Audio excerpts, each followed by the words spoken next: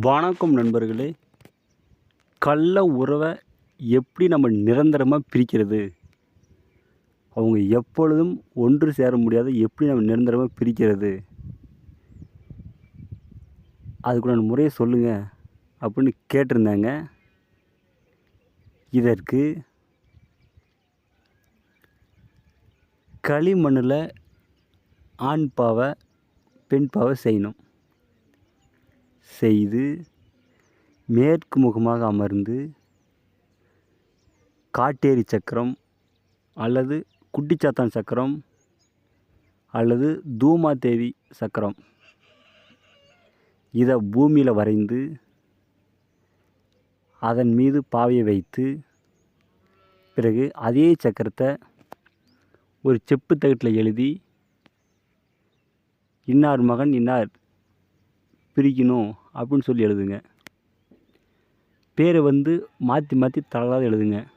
எழுதிய பிறகு சகல படையிலும் வைத்து கோழி பலி கொடுத்து தூமாதேவி அல்லது காட்டேரி அல்லது குட்டிச்சாத்தான் இது எந்த தேவதை மந்திரம் இருந்தாலும் சரி, மந்திரத்தை 1008 நீங்கள் கண்டிப்பாக ஜபிக்கணும். 504 ஜபித்தவுடன் பாவையை தலகளாக திருப்பிடுங்க. திருப்பிய பிறகு மீதி 504 போடுங்க. போட்ட பிறகு ஒரு பாவை எடுத்துகிட்டு போயிட்டு கள்ளி மரத்தடியில் புதைச்சிருங்க. இன்னொரு பாவையை